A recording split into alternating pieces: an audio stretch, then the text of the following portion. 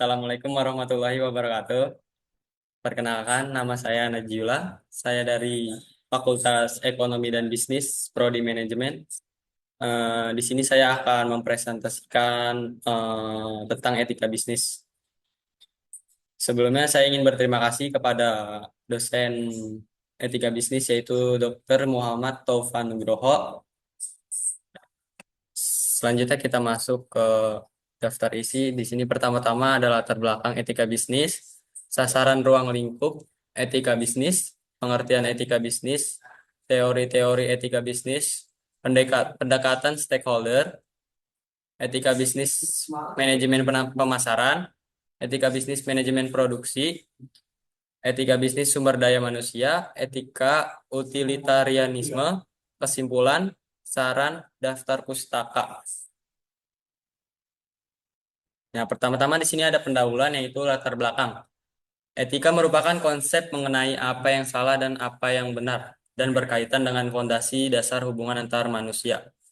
Etika bisnis merupakan studi yang dikhususkan mengenai moral yang benar dan salah. Studi ini berkonsentrasi pada standar moral sebagaimana diterapkan dalam kebijakan institusi dan perilaku bisnis.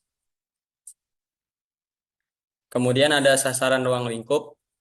Ada 3 sasaran ruang lingkup pokok yang harus diperhatikan supaya tujuan dari etika bisnis bisa tercapai, yaitu yang pertama ada etika bisnis sebagai etika profesi membahas berbagai prinsip, kondisi, masalah yang terkait dengan praktek bisnis yang baik dan etis. Dengan kata lain, etika bisnis pertama-tama bertujuan untuk mengimbau para pelaku bisnis untuk menjalankan bisnis secara baik dan etis. 2, yaitu menyadarkan masyarakat, khususnya konsumen, buruh, atau karyawan dan masyarakat luas, pemilik aset umum semacam lingkungan hidup, akan hak dan kepentingan mereka yang tidak boleh dilanggar oleh praktek bisnis siapapun juga. Pada tingkat ini, etika bisnis berfungsi untuk menggugah masyarakat untuk bertindak menuntut para pelaku bisnis untuk berbisnis secara baik demi terjaminnya hak dan kepentingan masyarakat tersebut. Yang ketiga yaitu ada etika bisnis juga berbicara mengenai sistem ekonomi yang sangat menentukan etis tidaknya suatu praktek bisnis. Selanjutnya adalah landasan teori pengertian etika. Secara bahasa, etika lahir dari Yunani, etos yang artinya tampak dari suatu kebiasaan. Dalam hal ini, yang menjadi perspektif objeknya adalah perbuatan, sikap, dan tindakan manusia. Pengertian etika secara umum adalah aturan, norma, kaidah, ataupun tata cara yang biasa digunakan sebagai pedoman atau asas suatu individu dalam melakukan perbuatan dan tingkah laku. Penerapan norma ini sangat erat dikaitannya dengan sifat baik dan buruknya individu di dalam masyarakat. Kemudian ada pengertian bisnis. Bisnis adalah kegiatan di mana seseorang atau sekelompok orang membuat, menjual, atau menukarkan barang atau jasa dengan tujuan untuk mendapatkan keuntungan. Selanjutnya ada teori-teori etika bisnis. Beberapa teori etika bisnis yang ada di antaranya, yang pertama yaitu teori deontologi, yang kedua teori teleologi, yang ketiga teori hak, dan yang terakhir teori keutamaan. Nah, di sini ada pengertiannya yaitu yang pertama etika deontologi merupakan suatu tindakan dinilai baik, buruk berdasarkan apakah tindakan itu sesuai atau tidak dengan kewajiban.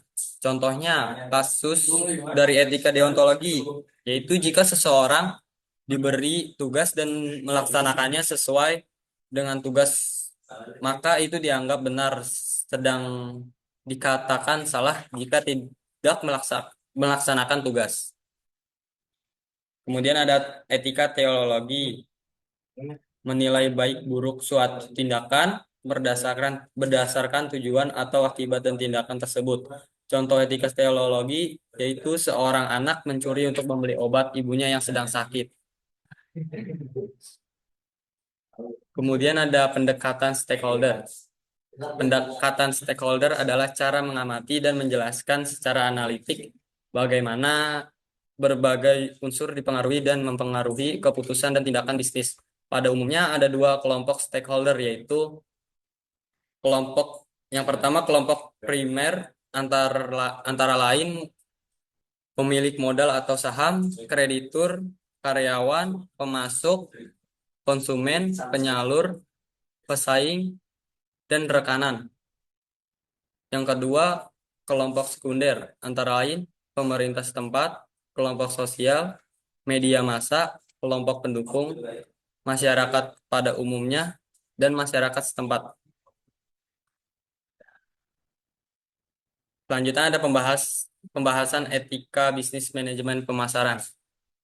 Etika pemasaran adalah seperangkat nilai, prinsip, dan standar perilaku yang mengatur cara perusahaan dalam melakukan kegiatan pemasaran dan berinteraksi dengan pelanggan, pesaing, dan masyarakat secara umum. Etika pemasaran juga merupakan bagian dari penyusun strategi pemasaran produk. Selanjutnya ada etika bisnis manajemen produksi. Etika pemasaran adalah seperangkat nilai dan standar perilaku yang mengatur cara perusahaan dalam melakukan kegiatan pemasaran dan berinteraksi dengan pelanggan, pesaing, dan masyarakat secara umum. Etika pemasaran juga merupakan bagian dari penyusun strategi pemasaran. Tujuannya apa? Yaitu yang pertama memperbanyak jumlah barang dan jasa. Yang kedua menghasilkan barang dan jasa berkualitas tinggi. Yang ketiga memenuhi kebutuhan sesuai permintaan konsumen. Selanjutnya ada etika bisnis manajemen sumber daya manusia. Manajemen SDM adalah pengembangan dan pemanfaatan personel bagi pencapaian yang efektif mengenai sasaran-sasaran dan tujuan-tujuan individu, organisasi, masyarakat, nasional, dan internasional. Dalam menangani sumber daya manusia yang handal, harus dilakukan sebagai human capital yang dapat dinilai dari komponen-komponen. Contohnya, perencanaan dan pengelolaan sumber daya manusia.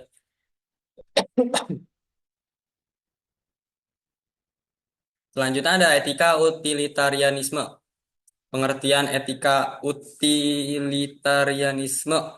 Utilitarianisme itu berasal dari kata Latin yaitu utilitas, yang berarti berguna, bermanfaat, berfaedah, atau menguntungkan.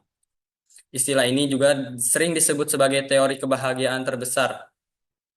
Etika utilitarianisme adalah teori etika dan moral yang menyatakan bahwa tindakan yang baik adalah yang mendatangkan manfaat dan kebaikan terbesar bagi orang banyak atau banyak orang.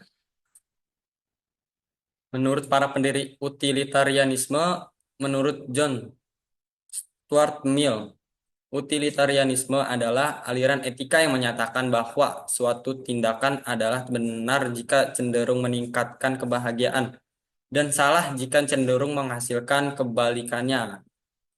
Itu nggak bahagia. Contoh etika utilitarianisme, perusahaan rokok yang memproduksi rokok dari tembakau pilihan dan tingkat produk yang banyak beredar di pasaran, maka akan diperoleh keuntungan yang besar. Tapi keuntungan yang besar tersebut juga menyebabkan tingkat pajak yang tinggi terhadap perusahaan. Oleh karena itu, perusahaan mengambil keputusan, yaitu dengan menggunakan metode utilitarian, dengan cara setiap pembeli rokok yang diproduksi oleh perusahaan tersebut akan membayar pajak yang ditangguhkan, sehingga perusahaan tidak lagi membayar pajak, tapi konsumenlah yang membayarnya. Nah, di sini ada kesimpulannya, etika itu penting karena membantu kita hidup bermasyarakat dengan baik. Bisnis adalah kegiatan di mana seseorang atau sekelompok orang menjual atau menukarkan barang dan jasa, tujuannya untuk mendapatkan keuntungan. Etika deontologi menekankan pada kewajiban moral dalam menilai baik buruknya suatu tindakan yang dianggap benar terlepas dari akibat yang ditimbulkan. Etika teleologi menawarkan perspektif yang berbeda dalam menilai baik buruknya suatu tindakan. Pendekatan stakeholder adalah alat yang sangat berguna bagi organisasi yang ingin beroperasi secara etis, bertanggung jawab, dan berkelanjutan. Manajemen produksi, pemasaran, dan SDM merupakan tiga fungsi penting dalam sebuah organisasi. Ketiganya bekerja sama untuk mencapai tujuan organisasi, yaitu menghasilkan keuntungan dan memuaskan pelanggan. Utilitarianisme adalah sebuah teori etika yang berfokus pada manfaat atau kegunaan. Sederhananya, tindakan dianggap baik jika menghasilkan kebahagiaan atau manfaat terbesar bagi jumlah orang banyak. Kemudian ada saran, yang terakhir saran. Dalam beretika bisnis, kita harus selalu jujur dan terbuka dalam segala hal. Hindari praktik yang menyesatkan atau menyembunyikan informasi penting.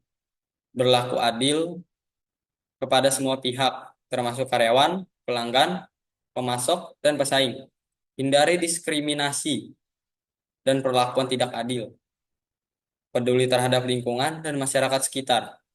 Implementasikan praktik bisnis yang berkelanjutan dan berkontribusi pada kesejahteraan masyarakat.